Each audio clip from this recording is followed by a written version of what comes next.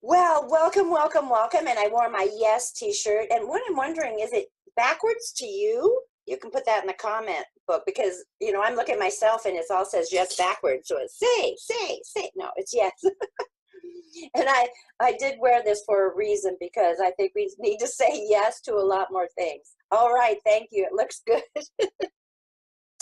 Um, so here we go. I'm going to watch my phone real quick and I will stop if Ava is having a cannot get on with us because I would feel bad if she missed this because she did register online. So 6 ways to create a powerful presence webinar for all of you. And I know all of you know that this has been my background for over 30 years. I've been a performance coach. I've been a performer all my life through music and then through acting. And yep, looks fine. Okay. And who but you can make an impact in your life? And I'm learning this more and more. Who but you can make an impact in your community, and who but you can make an impact in the world? There's no one else but you that's going to do it for you. Trust me. I've tried that. I want other people to fix me. I want other people to help me. I don't understand that they don't know the gifts that I can give them. So I have to realize all those things first, don't I? And it's been a pleasure to come out of a 1 to 2 year depression and revitalize myself into a deeper knowing of who but me can help myself. And I want to help others with that. I'll tell you more about that later. So I know you guys know my name is Linda Burden Williams. I'm a professional SAG actress. I have primetime starring and guest starring roles on ER, The West Wing, Hallmark Hall of Fame movies, and a lot of other movies. I'm also a professional casting director, casting films in LA. I haven't cast in New York. I've done Broadway shows in New York before. Oregon, a lot of an award-winning movies actually I've cast in, and so I've been on the red carpet quite a few times with those films in different positions. I've also played music most of my life. When I was right out of high school, the C word, like college, never even came up. So rock and roll did, and that's where I went. I went on the road for 15 years in a rock band, all girls sometimes, boys and girls sometimes, playing my bass guitar, and yes, Kimberly, not singing. You know that. I got traumatized by puking on stage because I was so excited to sing. So those are some of the things we're going to talk about today, about things that have happened in your life that still you might have to go to therapy for the rest of your life and figure out. I've learned some new ways to be able to move through those blocks and those tendencies that we have to have a lot fuller, more pure life, more nature-bound life. Let's see if she's gotten back to me. No, and she's not on. I feel bad. I wish I could call her and tell her how to do this. So if the whole world is a stage, like they said, we are always performing, aren't we? We all have our roles. We're moms, daughters, caretakers. We're the pet's walker, whatever. We have these different roles. And we actually do look at those roles differently, and we react differently. Our voice is different. Our body language is different. Jocelyn just came on board. Thank you, Jocelyn. I was just explaining myself. So what I was talking about is we're all play roles, and the whole world is a stage, so everything is a performance of some level. We want to find our authentic, powerful self, that we can create the most powerful, authentic presence that we have, and that will be the most impactful character that you will ever play in your life, and it's a performance worth living for. So a performance coach is what I've named myself because of that thought. My background is in acting. My background is creating a life, creating music, creating whatever.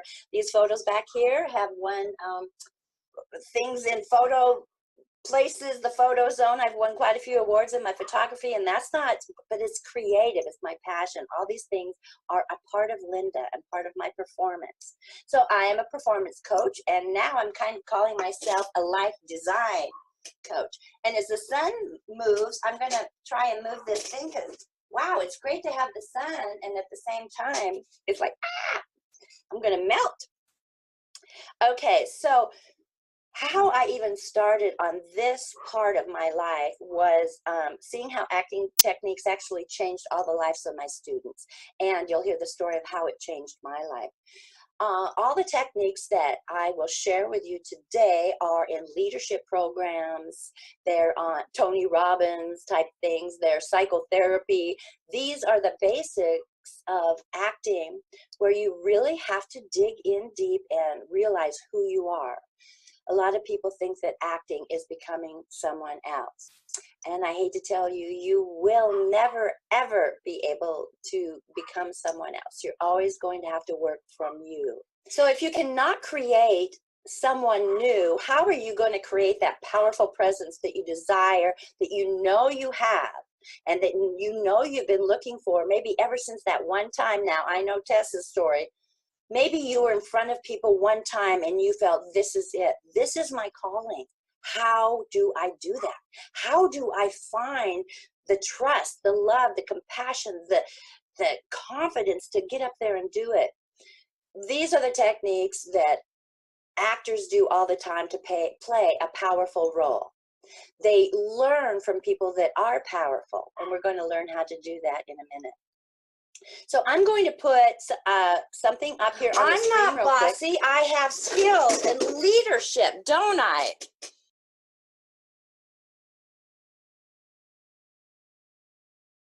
One of the things about this too is, what about Barbra Streisand when she directs a movie and is very powerful? She's called the B word.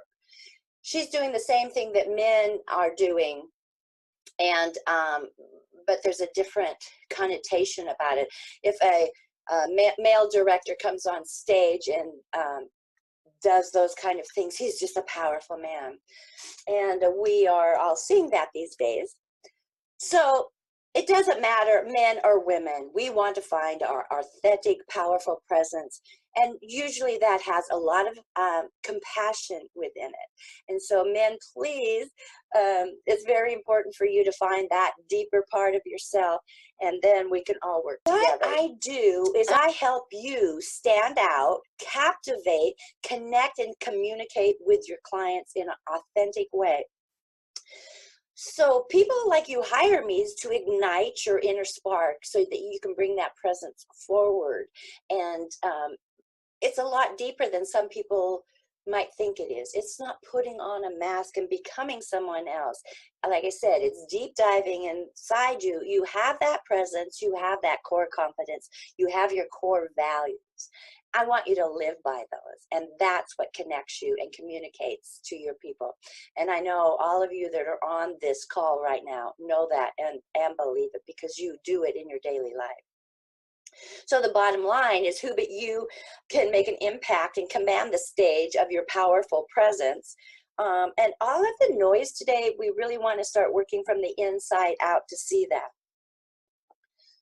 And from my own experience, I have found recently that I was hiding behind some other thoughts. And like I said, the last couple of years I've been kind of depressed and hid it, but I wasn't the bubbly, loving, compassionate self to myself as I would love to be, and that can communicate out into the world. And many of you are allowing other people to make a bigger impact on you than you are making an impact on yourself. So I want you to think about that a little bit. Are you standing up and speaking out?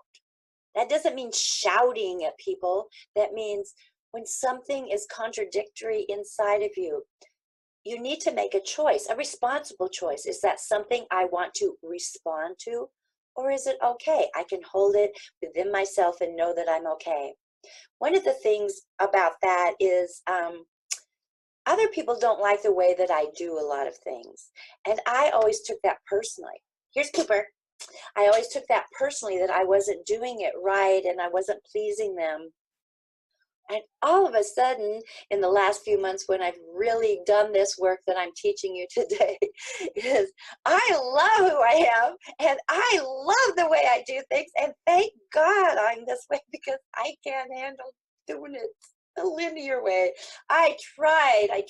Coaches, I've hired coaches to help me do linear thinking, and it makes me sad. It doesn't make me alive and vibrant like I want to be. So I am turning the tables on that. I am being me. I love what I do. I love who I am and how I do it. And I would love for you guys to say that. Then you will find your tribe. If you're trying to be what somebody else is, you're not going to find the people that love you. Fear is still there. I don't care how confident you are. I don't care how much money you make. I don't care how much money you don't make. Fear is developed or given to us at birth, after we're born, and we have to figure out how to survive in society. And most of us still worry about what other people think of us. Trust me, I know this one too.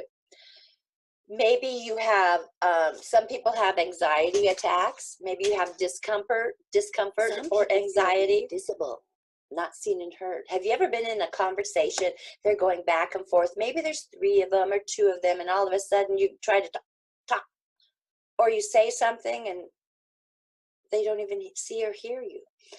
I believe that is your problem. I think that's your issue. I think it's something you need to take a look at. It's not them. Maybe the reason you're speaking is not a true, authentic reason. Maybe you don't need to say anything to be a part of the pack. Listening is so important. I'm going to learn about that more. So these are ego gets in our way, defensiveness, resentment, or talking too much. All of that just gives us way too much garbage to try to live through and be authentic, doesn't it? So if any of these are true, you are missing out on money, you're missing out on clients, you're missing out on lots of opportunities, and most of all, you're missing out in the satisfaction of your own life, which is the most important thing, isn't it? It's the most important thing ever. So what I'm going to do today is give you some of the basic impact formula that you can start with. It's the 6 ways to create a powerful presence, and it's going to be using the word impact as an acronym, and then I'll give you exercises that will help you do this, communicate and connect. And so if you don't have a pen and paper, I really do want you to have a pen and paper. I don't have, I'm not going to do a lot of screen saving. PowerPoint with all the words up there so that you can take a picture of them and look at them later. You're going to have to take your own notes. So yeah, get a pen and paper. And if you hang out to the end of the webinar, I learned this from webinar training. If you hang out to the end of the webinar, I'm going to give you 2 guides that I developed for professional speakers. And one is the guide to your vocal presence and power. And the second guide is to your body language that will help you perform in all your performances on stage that you do every day. So they're simple things, but I will email those to you, and they're very professionally done.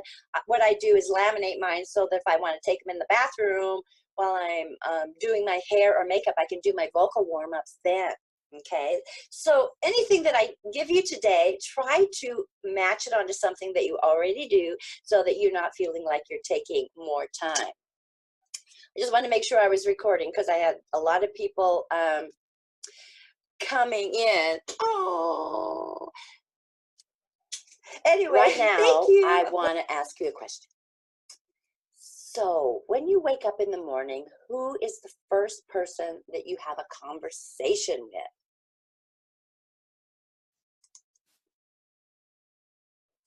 I was going to unmute Tess, but who is the first person that you have a conversation with? Hey, Tess. Hey, are you asking us and we can talk? Yeah. I would say that most of the time it's myself, and sometimes it's negative talk and sometimes it's awesome talk.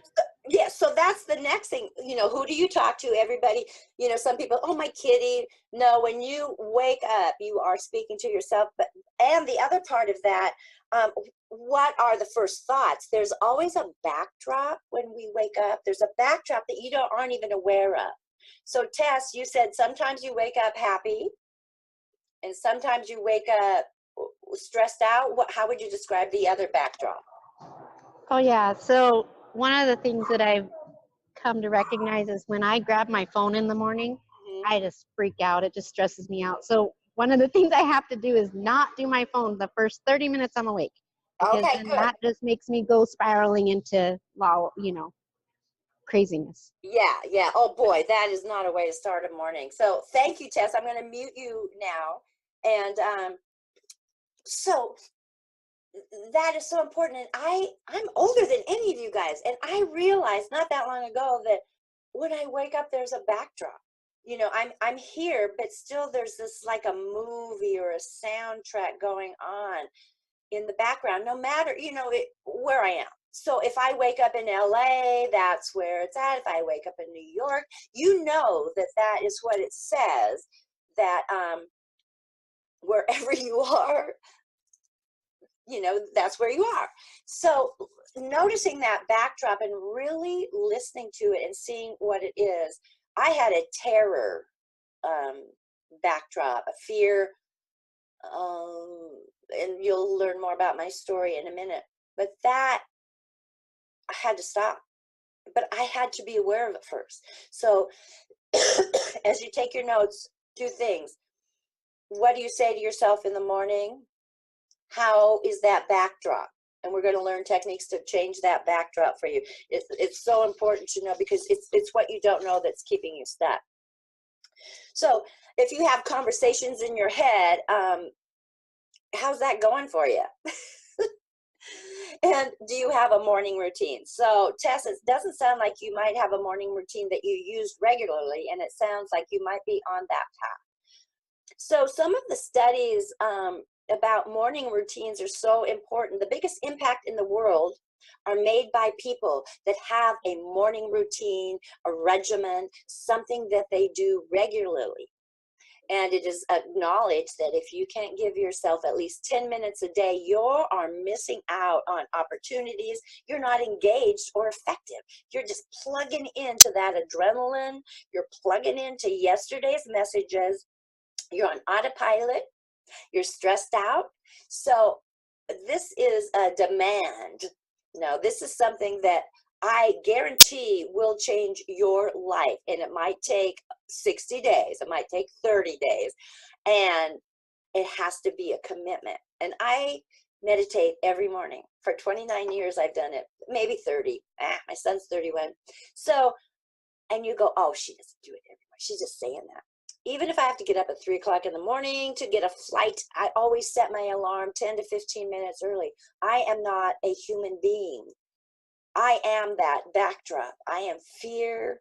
I am old stories if I do not do that meditation. And meditation has changed and evolved into many different things. Sometimes it's music, sometimes it's guided, sometimes it's silent, sometimes it's sitting on a cushion. After 29 years, you learned a lot of different ways to meditate. We're going to actually do some meditations today, but I want to give you, short meditations that will give you a taste of where that can take you. Another thing is a staggering statistic. Kimberly, did you see how clearly I said that? Staggering statistic, I love saying that, is we have 60,000 thoughts a day. And when I read that, I went, I think we have more than that, like 60 million thoughts, because our mind is, crazy monkey. Buddha mind is like crazy monkey. 60,000 thoughts a day. But the shocking news is 90% of them are the same thing we thought of yesterday. Come on, people, we've got to move on. 90% of what you've thought already today is thoughts that you had yesterday, maybe the day before, and maybe 15 years ago if you haven't let go. So I don't believe a lot of times that we're living in the moment and that we are living in our powerful presence right now. Okay, so I know Tess, I've taught Tess this, but nobody else on this call knows this. And who was telling me their doggy gets up? Yeah, the dog gets up in the morning to go potty. Well, never mind, I'm not even going to go there. So this is called the drop. Tess loves this, and she uses this. She learned this December 30th at one of my workshops. So we're going to put our hands all the way up in the air. So go ahead and do this with me. David, pay attention. Put your hands up in the air. Feel your body in your chair if you're sitting. And let's just take a couple deep breaths with our hands up in the air. 1, 2, and it doesn't matter if a dog barks through this. Let your hands drop and land on your lap. Breathe in. So let's do that again.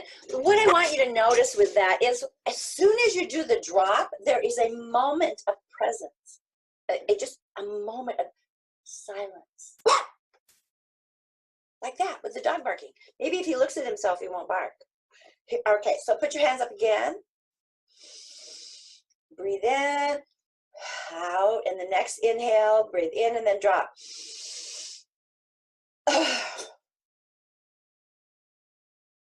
Hi. There's a moment of quiet and silence in your brain and your body. Try this 3 or 4 times a day. It'll actually energize you. So I wanted to do that before I told you the story about myself. As a child, I was in excruciating story about pain. Myself, the excruciating pain. It wasn't physical.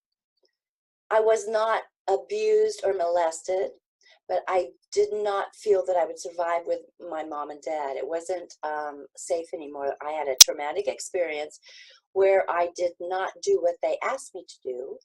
And my dad came into the room and either beat me. My mother said it was very over the top. I was only 3 years old in front of all the neighbors. I really don't know. I've tried to figure out what happened. I don't know what happened. I blacked out or I left my body. But I mean, I didn't like get knocked out or anything, but I became aware in a dark stairwell, traumatized, knowing that I wasn't safe. My mom didn't stop my dad. She's not safe anymore. My dad is not safe anymore. I thought he loved me. He would never do that to anyone that he loved. So the only way that I was to survive this relationship was to do everything they said, no matter what. I shut up. I stuffed every part of me down, every creative part. I never got in trouble again because all they had to do was say, remember that time, and my body would seize up. This is no way to live. At 5 years old, my mom started giving me Geritol. Those are for old people because she thought I had iron poor blood because I couldn't run. I couldn't play. It's because I was too afraid to be who I was. Look at me now. For God's sake, if I was 3 years old and could be like this, I would be so ecstatic. So this is my why. This is my why I'm here with you guys right now. I don't want anybody to suffer through that. I don't want you as an adult to have any of that stopping you from being who you are and doing what you want, feeling good. And if this thing stops on us, I am so sorry. And maybe what I can do is just wait a few minutes and go and start it again. Because I think I only got 45 minutes. I forgot about that. That's why I do these webinars. So I'm going to do a quick meditation right now. And I'm going to put a screensaver up here because just a little something to have you look, something different. So as you're sitting there, I really want you to find comfort in your chair. Find a position that's comfortable and untangle your limbs and actually breathe and untangle your insides. And untangle your mind and slip into your breath. What if your true intention was to face all we have been given, all that we have been given in life, and to find ourselves within all the chaos and reach out with trust, surrender, and open arms. And we say, I'm here. Life lives in this body. This body is my vehicle to create the life I love, the way I desire, out of gratitude, abundance, truth, and compassion. Yes, this vehicle your body was given to you to create a life that you love.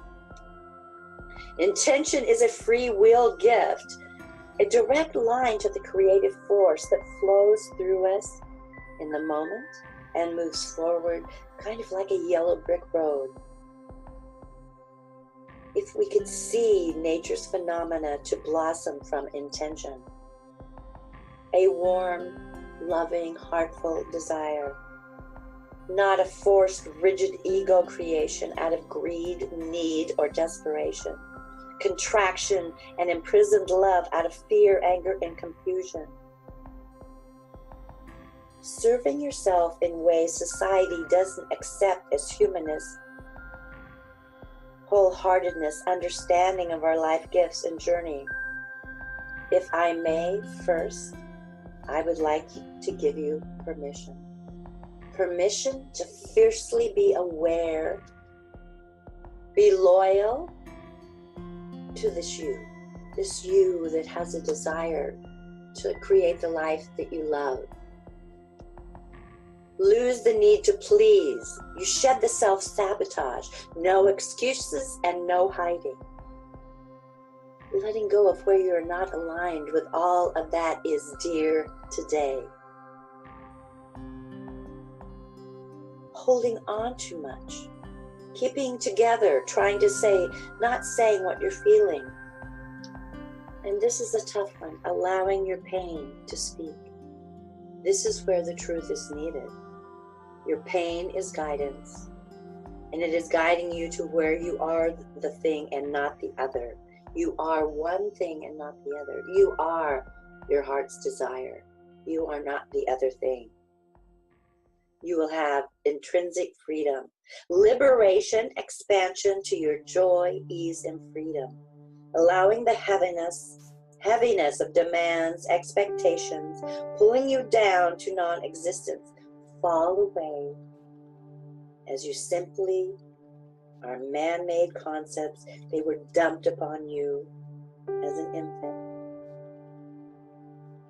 And now you can self-explore with such innocence, love, and joy and freedom like you were when you were a child. And that's the kind of intention that I'm talking about today. So, as you do your 10-minute to an hour routine that I demand that you start, we're going to put an intention in that, an intention in your day. And since this is a Powerful Presence webinar, I would put, I intend to establish my powerful presence, to connect to my authentic core power, my authentic core presence. Because if you are in the world and living in the world, your presence is there. It might be underneath everything, but it is there, and that's where your power lies. So another thing real quick is to put intention in your doing. So we all make phone calls, don't we? And so I have to make a phone call. Oh no, what if they don't want to hear from me? What if they don't, I hate phone calls. So your intention in doing, something I like to say is, what if you say, I am going to call this person, I'm going to listen. I'm going to listen deeply for opportunities to build a relationship with this person. I'm going to listen to what their needs might be and share who I am with them. The intention in doing. When you're writing a list or writing a webinar, what is your intention in doing? My intention is to get the love and the goodness I want to share with you across. I changed my whole webinar from what people were telling me to this because I wanted to tell you in a different way. So of the 6 ways, I'm going to give you those now just in case that we're going to be dumped off. Yep, you instantly start with the free version. Okay. Oh. So intention is the I. M is mindset. P is your powerful presence. A is your awareness. C is communication. And T is take action. So intention is very well, but you need to realize that you need to make an effort for your intention. Your intention does not happen without effort. So as we talk about meditation and effort, let's see how effort is. Effort is not furrowed brow in the, I'm going to make this happen. I'm going to be abundant. I'm going to make it happen. They don't know how powerful I am. I'm going to make this happen. That is not a good effort. That is actually tension and tightness, and meditation isn't like that also. So it's not, oh, I'm abundant. I'm love. That's a little loosey-goosey too. So it's not the extremes. A proper effort. An effort is commitment. Grounded commitment is